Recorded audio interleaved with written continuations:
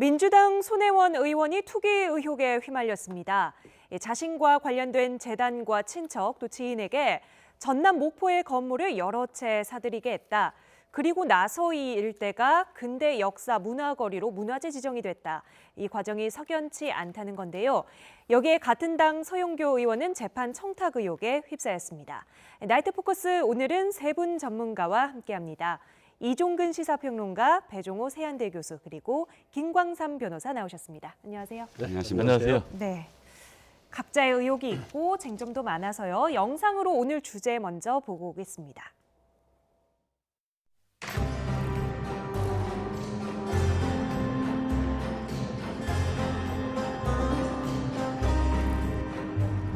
네 배가 늘었다고 하는, 올랐다고 하는 사람들 얘기도 예? 맞지 않는 얘기입니다. 새 마음이 없는 사람이니까 그렇게 얘기를 했겠죠. 그 재단으로 돼 있는 건물이나 그 모든 자산은 다시 제가 되돌려 가져올 수가 없습니다. 팔 수도 없고. 이게 어떻게 틀립니까? 삼처에서 긴급하게 사실관계를 확인하는 조사를 하기로 했어요.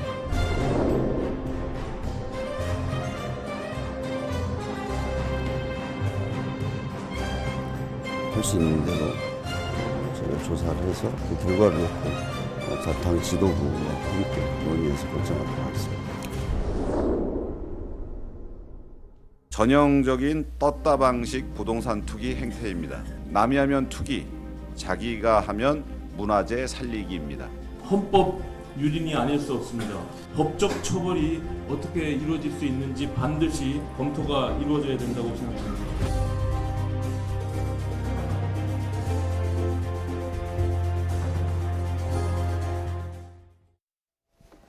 네, 어제 의혹 보도가 나오고 나서 손혜원 의원이 지금까지 본인 페이스북 계정에 직접 올리거나 또 공유를 한 게시글이 20개 가까이 되더라고요. 저는 오늘 본 글 가운데 이게 제일 눈에 띄었는데요. 잠시 함께 보시죠. 네, 손혜원 의원이 직접 올린 글인데요. 최대 수혜자는 갤러리 카페다. 그러니까 조카가 운영하는 카페다. 오늘 전국에서 내려온 기자들로 만석이 돼서 개업 후에 최고 호황을 누리고 있다고 현장 사진을 보여주기도 했습니다. 자, 일단 저 거리요. 지금 목포 출신이라고 저희가 배종호 교수님 오늘 모셨는데요. 그렇습니다. 아시는 곳이 유명한 곳입니까? 그렇습니다. 저기가 일단 목포에 하면 항구 아닙니까? 그래서 선창이 있는데 마루동 그 선창하고 쭉 연결되는 그런 거리입니다. 네. 아시겠지만 이제 일제 시대 때 목포는 5대 도시 중에 한 가운데였어요. 네. 굉장히 이제 발전된 그런 도시였는데 이 일대는 일제가 계획 도시로 개발한 그런 곳이에요. 그래서 지금도 그때 당시에 문화유산이 굉장히 많이 있어요. 그래서 당장 적산가옥이라고 그래가지고 네. 일제가 패망하고 넘어간 뒤에 그 이제 국고로 귀속이 돼서 그 일반인들에게 매각을 시킨 걸 적산가옥이라고 그러는데 네네. 이게 이제 한 100여 채 정도가 있고요. 네. 그리고 동양 척식회사 주식회사 있지 않습니까? 그것도 있고 그리고 일본 영사관 건물도 있고 이런 여러 가지 건물들이 있어서 이번에 정부가 2018년도죠.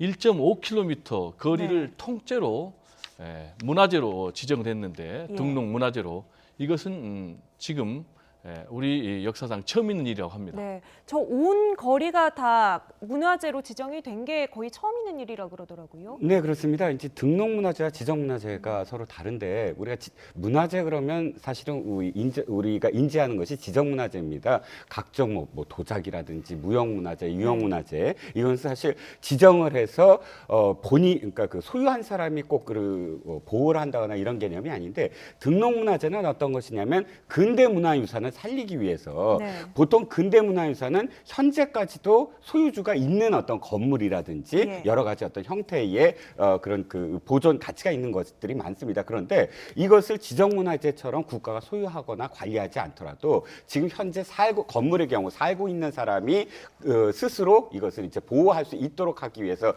만든 제도입니다. 등록문화재가. 네. 근데 최근에 사실은 이 등록문화재에 대해서 관심을 갖고 그래서 말씀하셨듯이 있는데 2018년도에 전국에서 11곳이 이제 그 지정을 신청을 했는데 목포와 군산과 영주 이 세 곳만 이 거리가 통째로 등록문화재에 지정이 되는 그런 곳으로 선정이 된 것이죠. 네. 그런데 공교롭게도 손혜원 의원의 가족이나 지인들이 이 거리에 건물을 여러 채 소유하고 있었다는 거거든요. 자, 이제 쟁점이 여러 가지니까 쟁점을 하나씩 따져보도록 하겠습니다.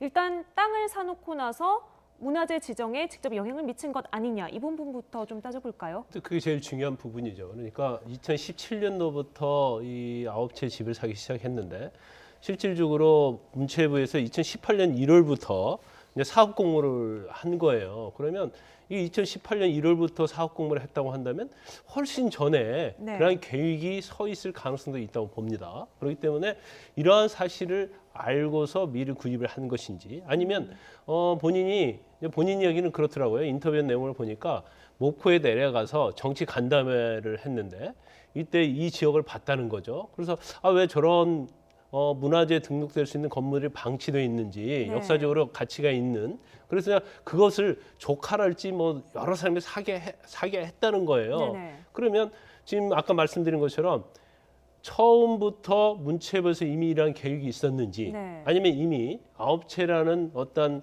건물을 사는 과정 또 아니면 사고 나서 어떤 문체부에다가 영향을 끼쳤는지 그 부분이 굉장히 중요하다고 봐요. 그런데 제일 비난 가능성이 있는 것이 그 전에 알았던지 아니면 그 중간에 어떤 영향을 네네. 끼쳤던지 간에 일단 우리가 상식적으로 생각하면 아무리 좋은 곳이라 하더라도 네. 이제 9채를 살 수 있는 건 아니거든요. 그리고 물론 이제 손혜원 의원은 그래요. 이제 본인이 산 건 아니잖아요. 네. 지인들이 사서 지인들로 하여금 이런 유산을 보존을 하자. 이게 정말 좋다. 이제 그런 식으로 권유를 했다는 거거든요. 근데 만약에 정말 좋다고 한다면 자신의 돈을 들여서 자신 명으로 사면 뭐 별다른 문제가 없을 건데 전부 다 어떻게 보면 뭐 본인 손혜원 의원은 부인하고 있지만 네. 그 매입 과정 같은 에 있어서 굉장히 의심스러운 부분이 많이 있거든요. 이 네네. 부분을 사실 명확히 해명을 해야 하는데 지금 해명을 하면 할수록 예. 이제 거짓이라는 언론 보도가 나오기 때문에 네. 굉장히 어떤 그 진실성을 담보하기가 어렵다는 거죠. 예. 오늘 뭐 추가로 오늘 저녁에 SBS 보도에서 찾아보니까 한 채가 더 나왔다. 그래서 모두 관련된 지인들과 연결돼 있는 건물이 10채가 있다라는 보도까지 나와 있고 지금 이런 논란이 계속 커지고 있는 것이 손혜원 의원이 국회 문화체육관광위원회 민주당 간사입니다. 그러니까 어느 정도 영향력을 행사하지 않았느냐 이런 얘기인데 일단은 손혜원 의원의 직접 해명부터 직접 들어보고 오시죠. 문화재 구역으로 이 거리가 지정될 걸 예상하고 남편 재단이 사고 또 지인들 사라고 하고 이렇게 하신 거 아니냐? 어떻습니까? 네, 2018년 8월 6일 날 됐다고 돼 있는데 예. 제가 처음에 제 조카한테 그 목포에 집을 사라고 내가 돈을 증여를 할 테니 집을 사라고 해서 산 게 2017년 3월입니다. 예, 예. 근데 2018년 8월 6일 날 하는 줄 알고 어떻게 1년 반 전에 거기다가 집을 삽니까? 그 후에 거기가 문화재 거리라는 곳으로 지정이 되면서 지금 거기 매물이 없대요. 팔린 거 하나 뭐 보니까 얼마가 올랐고 부르는 시세는 예전 가격의 4배가 올랐답니다. 거짓말입니까? 그게 매물이 진짜 살려고 거기 가서 살려고 하면 얼마든지 살 수가 있고요. 그리고 그 얼마가 4배가 올랐다고 하는 사람들 얘기도 예. 맞지 않는 얘기입니다. 할 마음이 없는 사람이니까 그렇게 얘기를 했겠죠. 네, 손혜원 의원의 해명 어떻게 보세요? 실제로 그 정도로 중요한 뭐 역사적인 가치가 있는 건물들이 많이 있다면 기존에 이미 지역사회에서는 이게 문화재 지정될 거다 뭐 이런 얘기가 있었을 법도 한데요. 그러니까 이제 기존의 지정문화재 같으면 매매도 어렵고 또 관광 상업 지역도 아닌데 이번에 네. 등록문화재는 일단 매매가 가능하고요. 그리고 또 상업 지역으로 또 용도가 돼 있고 또 이 부분을 집단으로 해서 또 관광지로 네. 개발한다는 거 아니겠습니까? 그러면 상당히 개발 이익을 볼 수 있는 조건이 다 갖춰진 것이죠. 그러니까 지금 쟁점 두 번째로 넘어왔는데 네네. 재산상 이익이 발생했느냐는 질문에 손혜원 의원은 문화재 지정을 오히려 막아야 재개발을 해서 내가 재산상 이득을 취하지 않겠느냐. 그런데 문화재 지정을 하려고 한다는 게 앞뒤가 맞지 않고 이 문화재로 지정이 되면 팔 수도 없다 이런 이야기를 했는데 지정문화재와 달리 등록문화재는 그게 가능하다는 그렇습니다. 말씀이시죠? 일단 매매가 가능하고요. 그리고 상업적인 용도가 가능하고요. 네. 그리고 또 정부의 보조금이 나옵니다. 네. 이번에 등록문화재로 지정이 된 곳이 목포에 15채가 있거든요. 네. 근데 15채의 1차 수리금으로 24억 원이 책정이 됐다고 그래요. 그럼 네. 엄청난 이익을 보는 거 아니겠습니까? 네. 그리고 현재 얼마 정도 올랐느냐 또는 떨어졌느냐 이게 굉장히 중요한 대목 아니겠습니까? 예. 투기냐 아니냐를 판단하는. 그런데 손혜원 의원이 또는 손혜원 의원 주변의 사람들이 이 땅을 산 시점 이후에 저도 직접 알아보니까 대략 네. 최소 2배는 올랐다. 목포 쪽에다 직접 알아보셨더니 예, 제가 이제 여러 목포의 공인중개사들에게 통화를 해봤거든요. 네. 그랬더니 일단은 최소한 2배 보도에 이상, 나온 것처럼 4배는 아니고 4배까지는 아니고 한 2배 정도는 올랐다. 네. 이런 얘기를 하고 있거든요. 네. 그러면 이제 잘 아시는 것처럼 손혜원 의원이 누구냐 하면은 이 문화재 관리청, 문화재청에 영향력을 행사할 수 있는 일단 상임위에 더구나 여당 간사거든요. 예. 그러면 이제 아까 핵심 쟁점 1번이 알았느냐 몰랐느냐. 그러면 알았을 가능성이 굉장히 있고 두 번째로 그러면은 등록문화재 지정을 하는데 영향력을 행사했느냐 안 했느냐인데 네. 행사를 했느냐 안 했느냐는 뭐 우리가 확인이 되지 않았지만은 행사할 수 있는 위치에 있는 거죠. 네네. 그리고 본인이 직접 사지를 않았기 때문에 그렇다면 차명으로 이런 걸 거래한 것 아니냐라는 등등의 문제 제기가 계속해서 네. 나오고 있기 때문에 일단 적절한 처신은 아닌 것 같다 이런 생각이 좀 듭니다. 행사할 수 있는 위치에 있다는 사실만으로 의혹을 품을 수는 없는 건데 뭐 그럴 수 있는 정황이 나온 거예요?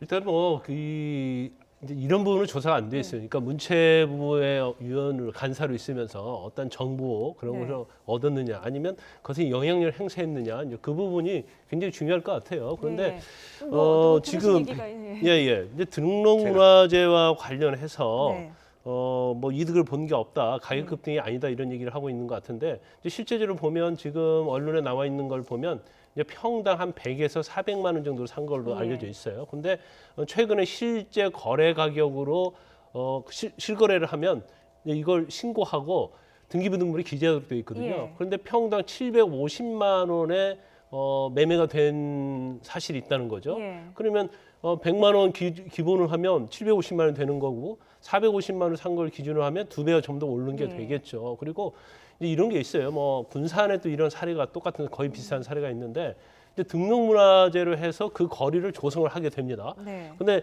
이제 다른 것은 되게 건물에 대해서 집에 대해서 등록문화재로 등록을 하는데 여기는 이제 거리와 그 지역을 등록문화재로 지정했기 때문에 이건 사실은 관광으로서 얼마나 볼거리를 많이 작용을 해요. 그러면 등록문화재로 지정되거나 지정이 안 됐다 하더라도 그 주변에 있는 집값은 굉장히 많이 오릅니다. 그렇기 때문에 실제로도 등기부등본에 그렇게 실거래가가 폭등한 걸로 기재되어 있고 또 매물이 없고 그러면 결국 이것을 누구나 예측할 수 있다고 하면 네. 사면 사실은 돈이 되는 거죠. 네. 지금 이제 그 논의가 정보를 취득을 해서 이것을 구입했느냐 네. 이렇게 논의가 지금 되고 있는데 사실은 아예 문화재로 등록하게끔 영향력을 행사했다라는 네. 증거가 지금 나오고 있어요. 어떤 증거예요? 예결 소위에서 손혜원 의원의 발언이 직접적으로 녹취가 돼 있습니다. 네. 문화재청 차장한테 이렇게 얘기를 해요. 근대 문화재의 그 목조 주택이 있어. 이걸 보수하면 굉장히 큰 자원이 될 것이다. 예. 그러니까 시도별로 이 보건 가치가 있는 문화재를 심사해서 지원하는 제도를 만들어라. 네. 라고 했더니 문화재청 차장이 뭐라고 얘기하냐면 이미 예산이 4대 도시에 다 배정이 돼 있다라고 예. 얘기를 해요. 4대 도시라는 건 이제 뭐 경주를 포함해서 옛날 고도들을 얘기합니다. 목포는 포함이 안 돼 있죠. 그랬더니 손혜원 의원이 뭐라고 얘기하냐면 법을 고칠 수는 없느냐 네. 했더니 박 차장이 뭐라고 얘기하냐면 협의해보겠다 기재부와. 그런데 문제는 여기까지 녹취가 끝납니다. 네. 문제는 우리가 알 수 있는 건 2018년도 말에 그러니까 예산 결산 소위가 구성이 될 때까지는 목포가 이런 어떤 흐름이 없었어요. 네. 또 등록문화재 거리를 통째로 이렇게 그 등록문화재로 하는 제도조차도 없었습니다. 네. 이런 논의 이후에 1월 그러니까 그 다음에 2018년 1월에 바로 전국 지자체를 대상으로 해서 면 단위 문화재 개발 사업이 공모가 됩니다. 네. 즉 이 얘기는 뭐냐면 당시에 손혜원 의원이 각 시도별로 보건 가치가 있는 문화재에 대해 지원한 방안을 네. 마련하는 게 어떠냐라는 말이 끝나자마자 다음에 네. 이렇게 전국 단위의 어떤 공모 사업이 있고 예. 이 공모 사업으로서 11개 도시가 지원을 하고 3개 도시가 선정이 되는 거죠. 그러니까 순서가 이렇게 되는 거죠. 정보를 취득해서 산 게 아니라 내가 일단 샀는데 사놓고. 그 거리를 이렇게 등록문화재라는 제도를 만들어서 아예 등록하게끔 만든 의혹이 있는 것이죠. 네, 지금 의혹 수준이지만 네. 일단 미리 사놓고 그다음에 영향력을 행사한 부분에 조금 더 초점을 맞춰야 된다는 말씀이십니다. 시기상으로는 2017년 11월에 국회 교문위 네네. 예결소위에서 그 얘기가 네, 나왔고 2018년 1월에 두 달 후에 네, 그런 일이 있었군요. 근데 보니까 손혜원 의원 개인 명의로 산 건물은 하나도 없는 거죠?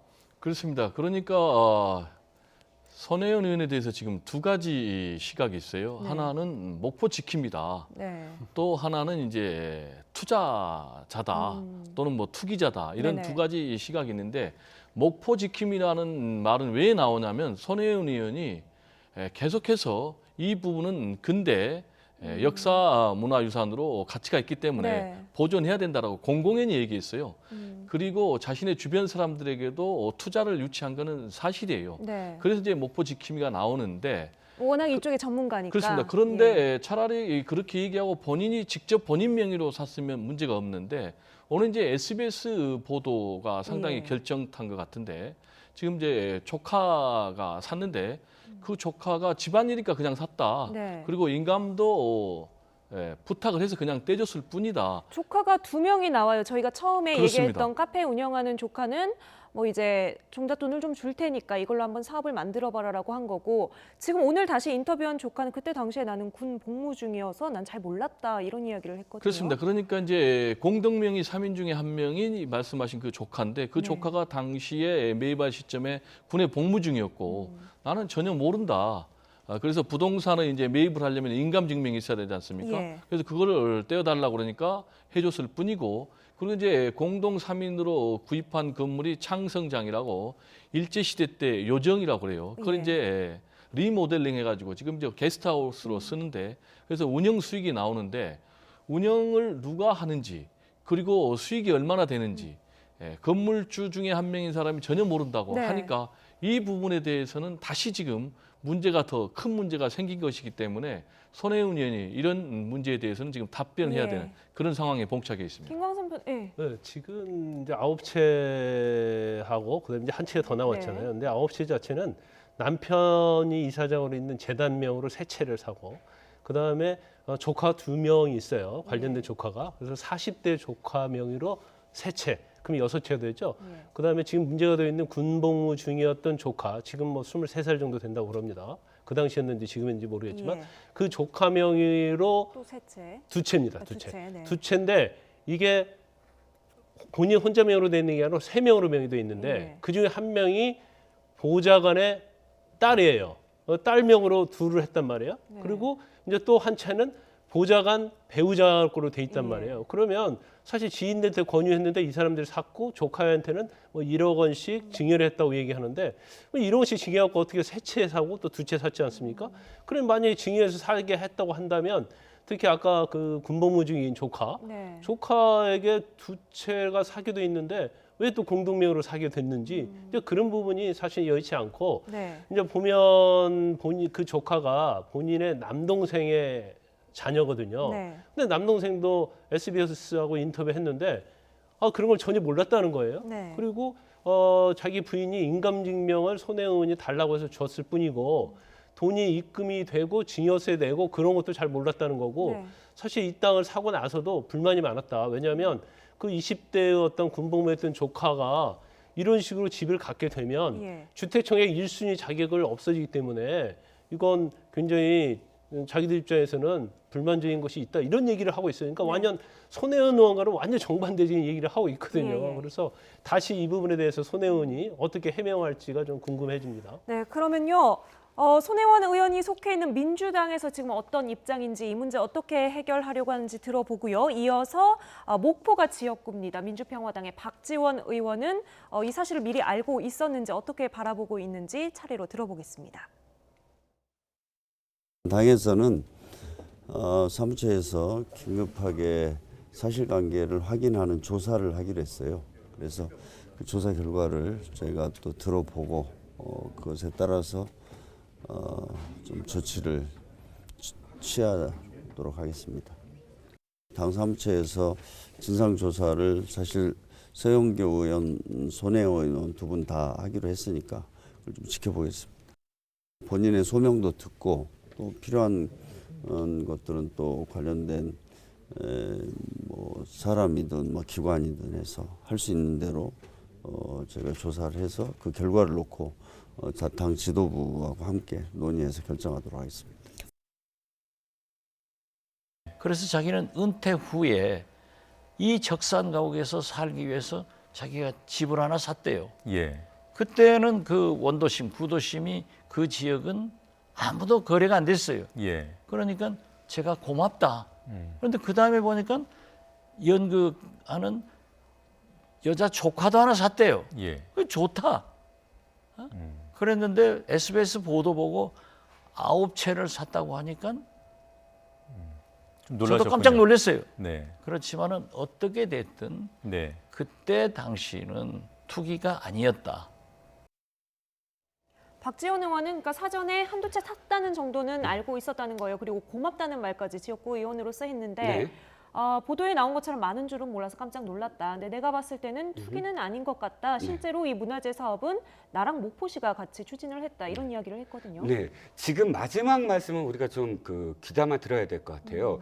지금 박지원 의원이 마지막 말씀 뭐라 그랬냐면 목포시와 내가 했다. 사실은 했다 정도가 아니라 오래전부터 이 작업은 하고 있었어요. 그러니까 어떠한 오래된 도시도 사실은 문화재라든지 혹은 등록문화재라든지 혹은 국가에서 어떻게든 이 원도심은 사실 어느 도시든 간에 오래된 도시일수록 죽어 있고 뭐 사실 그 어떤 가치가 점점 떨어져 있는 상태 아닙니까? 그럼 그걸 살리기 위해서 당연히 박지원 의원은 그 옛날부터 방안을 마련했을 테고 실질적으로 오늘 어느 보도에 의하면 2007년도부터 목포의 근대문화유산을 어떻게 할 것인가라고 사실 논의가 있었다가 10년 정도 사실 좀 뜸했답니다. 근데 2017년도 3월, 즉 손혜원 의원이 매입하기 시작한 시점부터 목포 내에서 연구 조사가 다시 시작이 됐다는 거예요. 즉 무슨 말씀을 드리고 싶냐면 이것은 손혜원 의원이 갑작스럽게 했다기보단 그 예전부터 목포 시민들의 바람이었고 사실 원도심이 살아나는 걸 바라지 않는 사람이 누가 있겠습니까? 이번에 기자들이 가서 물어봤을 때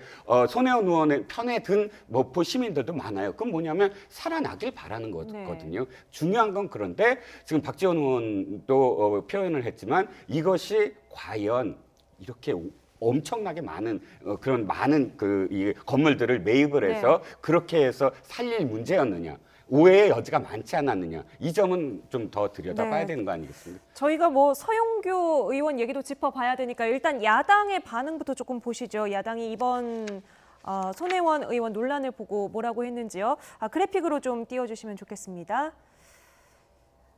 네, 야당에서는 뭐 특히 보수 야당에서 맹공을 퍼붓고 있는데요. 자유한국당에서는 남에게는 가을설이, 자기에겐 봄바람, 춘풍추상이라는 이야기를 가지고 내로남불의 끝판왕이다. 이렇게 이야기를 하고 있고요. 바른미래당에서는 도심이냐, 도시에다가 마음을 두고 있느냐 아니면 도둑 신보냐, 도심이냐 이런 언어 유희를 가지고 비판을 하기도 했습니다. 손혜원 의원이 이제 최근에 여러 가지 구설수에 올랐잖아요. 그래서 이번 논란이 조금 더 커진 거 아닌가 이런 조심스러운 시각도 있는데요. 그렇습니다. 손혜원 의원이 최근에 가장 문제가 된 것은 이제 신재민 전 사무관 사태와 관련해서 굉장히 인격 모독성 발언했지 않습니까? 머리 운운하고 뭐 돈을 벌려고 하고 뭐 가증스럽다 이렇게 해서 사실 굉장히 곤욕을 치른 문제도 있었고 또 국회 국정감사에서 선동열 국가대표 야구 감독에 대해서 상당히 뭐 연봉이 좀 많지 않느냐, 뭐 우승 뭐 그렇게 어렵냐라는 발언을 했는가 하면 여러 가지 이제 무리를 빚은 발언으로 또 심지어는 또 위안부 할머니 빈소에 가서 네. 뭐 이렇게 엄지 손가락 올리면서 뭐 인증샷을 했다라는 예. 등등의 이제 문제가 많이 있는데 이번에 지금 이 손혜원 의원의 문제와 관련해서 동기가 저는 굉장히 중요하다고 봐요. 네. 그리고 또 하나는 과연 적법한 절차를 거쳤느냐. 네. 근데 이제 적절한 처신과 관련해서는 본인이 이해 당사자이기 때문에 좀 적절하지 못하다는 얘기를 드리고 싶고 네. 그러나 동기와 관련해서 네. 지금 뭐 한국당에서는 떴다방 얘기를 하는데 네. 지금 손혜원 의원이 홍대 미대인재 출신 아닙니까? 예. 그리고 쭉 그쪽에서 교수도 하셨고 네. 그리고 나전칠기 칠기. 박물관을 본인이 운영을 했어요. 그리고 관장으로도 있었고 그런데 목포에 계속 내려와서 목포 사람들에게 여기에 나전칠기 박물관을 꼭 좀 세우고 싶다. 네. 그런 뜻을 했기 때문에 제가 볼 때는 이렇게 여러 차례 이 지역에 네. 구입을 해서 나전칠기 박물관을 예. 설립하려는 그런 생각을 갖고 있지 않나 네. 이런 생각도 해봅니다. 그러니까 전통문화 전문가라는 사실이 이 부분을 조금 의혹을 가지고 보게 하는 지점이기도 하지만 반대로 동기의 순수성을 또 믿을 수 있는 양면적인 뭐 그런 요인이라고 볼 수 있겠네요. 네, 그 부분은 뭐 정확하게 우리가 딱 잘라서 얘기하기가 좀 어려운 부분이겠습니다. 민주당에 지금 오늘 논란이 되고 있는 의원이 한 명 더 있죠. 서영교 의원인데요. 재판 청탁 의혹 논란에 휩싸였습니다. 이 부분은 김광삼 변호사께서 좀 설명을 해주실까요? 일단 서영교 의원이 이제 2015년 5월 18일 날이요. 지인의 아들이 지인인데 뭐 캠프에서 일했던 지인입니다. 네. 지인의 아들이 사흘 후에 선고를 받기로 돼 있는데 그 죄명이 이제 강제추행 미수예요. 네. 차를 타고 가다가 어떤 여성에게 강제추행을 하려고 하는데 그 여성이 이제 우산을 저항을 하다가 결국 미수에 그치고 맙니다. 예. 그래서 그 죄명으로 선고를 받게 돼 있었어요. 예. 근데 그때 서영교 의원이 국회에 이제 파견 나가 있는 김모 부장판사를 불러서 예. 벌금형으로 이제 선처를 할 수 있도록 좀 해달라는 부탁을 합니다. 네. 그래서 그 부탁을 받은 판사가 그 임종원 지금 구속돼 예. 있죠. 임종원 법원 행정처 차장을 했었는데 그 당시에는 법원 행정처 기조실장이었어요. 예. 거기다 이메일을 보냅니다. 예. 서영교 의원이 한 말이라면서 직접 전달을 해준 거죠. 그러니까 임종원 전 그 당시 기조실장이 예. 그 사건이 서울 북부지방법원에 있었거든요. 예. 그리고 서울 북부지방법원장 문영성 검사장한테 법원장한테 전화를 해요. 네. 그래서 그 법원장이 담당 판사 박모 판사한테 예. 불러서 나 이런 거 개입하고 해서는 안 되지만 하고 이 얘기를 했는데 결국 이제 벌금형 선고가 나왔죠. 네. 그러니까 서영교 의원이 부탁한 대로 벌금형 선고가 나온 걸로 볼 수가 있는데 지금 이 내용 자체가 왜 이렇게 일파만파냐면 처음 네. 발견된 것이 지금 검찰에서 전력투구에서 적폐 수사를 하고 있잖아요. 네. 그래서 법원의 사법농단, 재판 거래에 대해서 수사하는데 그 과정에서 그 이메일을 발견한 거예요. 임종원 전 처장을 조사하는 그렇죠. 과정에서 김모 부장판사가 임종원 전 기조실장한테 보낸 이메일을 발견해서 예. 그걸 조사하는 와중에 나타났고 이 부분을 검찰에서 관련된 판사, 김모 예. 부장판사랄지 다 5명을 조사를 했습니다. 예. 그리고 청탁을 한 지인도 조사를 했고 다 6명이 다 인정을 했어요. 네. 그런 사실이 있다고. 그래서 서영교 의원한테 출석해서 조사를 받으라고 했는데 서영교 의원이 거부를 한 걸로 알려져 있어요. 네. 그리고 그래서 이제 어쩔 수 없이 검찰에서는 서면으로 예. 대신 질의하고 그걸 받았죠. 네. 그래서 이 내용 자체가 네. 임종원 전 차장의 공소장에 예. 이게 나와 있다고 그래요. 네. 그렇기 때문에 이제 검찰에서 굉장히 수사가 명백하게 이루어진 상태이기 때문에 이제 서영교 의원이 과연 이 부분에 대해서 예. 과연 명백하게 해명할 수 있을런지 네. 그 부분이 문제가 되는 거죠. 임종원 전 차장 수사라면 뭐 지금 검찰이 정말 불을 켜고 샅샅이 뒤지고 있기 때문에 이 부분 좀 해명하기가 쉽지 않을 것 같은데 서영교 의원 입장은 뭡니까?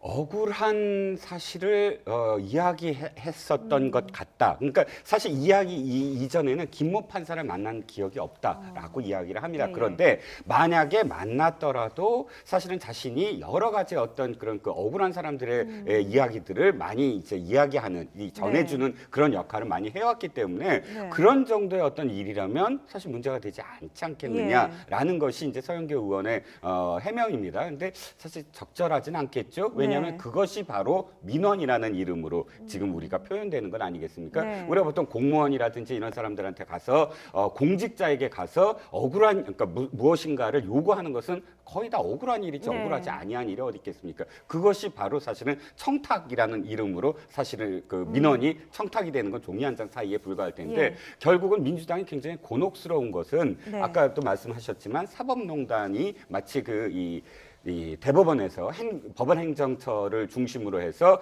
국회의원들이나 혹은 언론인들을 마치 자신들의 이익에 따라서 관리했다라는 의혹. 예. 근데 당사자로서 민주당의 수석 원내 부대표가 지금 지목이 됐으니까 사실은 더 이상 굉장히 곤혹스러울 수밖에 없죠. 안 그래도 지금 뭐 청와대가 사법개혁 열심히 추진을 하고 있는데요. 민주당 안에서 뭐 별다른 말이 그래서 이제 나오지는 않고 있고 조사해보겠다 이런 얘기가 나옵니다만 박주민 의원은 조심스럽게 이런 의견을 내기도 했습니다. 들어보시죠. 사법농단 법관들과 국회가 이런 식으로 연결되어 있으니 사법개혁이나 사법농단 관련 법관들에 대한 탄핵에 국회가 소극적이었다라는 의혹을 가지고 계신 것 같습니다.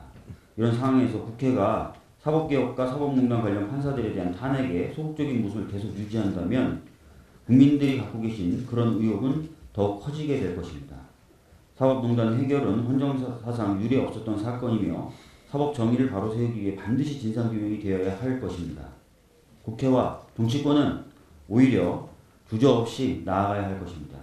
검찰 역시 사법농단에 있어서 한치의 흔들림 없이 원칙대로 수사에 임해줄 것을 당부드립니다. 이상입니다. 네, 원칙대로 수사에 임해달라. 뭐 야당의 공격은 말할 것도 없고요. 이것 때문에 사법개혁에 조금 동력 잃는 거 아니냐. 이 부분이 지금 민주당으로서는 좀 고민되는 지점일 텐데요. 저는 반대입니다. 오히려 사법개혁의 동력으로 삼아야 된다고 생각합니다. 어떤 식으로요? 예. 예, 이게 굉장히 의미 있는 사건인 게 지금 양승태 전 대법원장 사건까지 연결된 것이거든요. 네. 그게 뭐냐면은 지금 양승태 전 대법원장 시절에 재판에 개입을 하고 또 재판을 거래를 했다는 거 아니겠습니까? 자신이 생각하는 상고법원 설치를 위해서. 그런데 지금 이 서영교 의원과 관련해서도 재판을 거래를 하고 재판에 개입을 했다는 거예요. 그 이유는 상고법원 설치하기 위해서.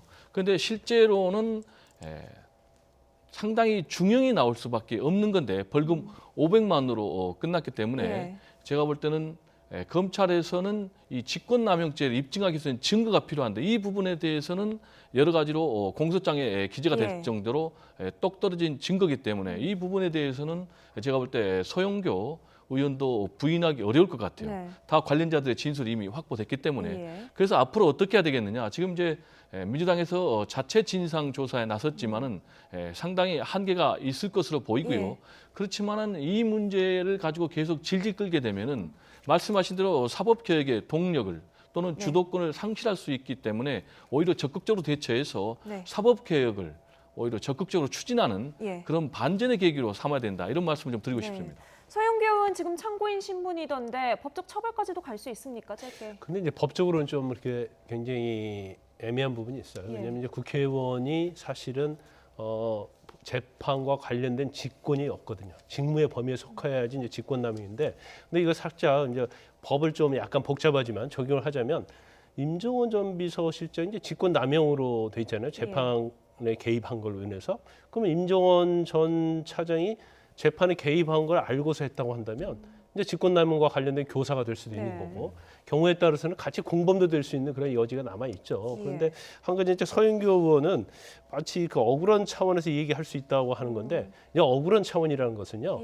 누가 죄를 안 졌는데 무죄를 다투는 경우랄지 아니면 뭐 노동자들이 뭐 집회를 하는데 거기에서 너무 과도하게 경찰이 개입해서 무거운 죄를 했다는지 그러면 모르겠지만 강제추행 미수죄에 대해서 벌금을 해달라 이렇게 부탁하는 것은 사실은 억울한 민원이라고 볼 수 없는 거죠. 알겠습니다.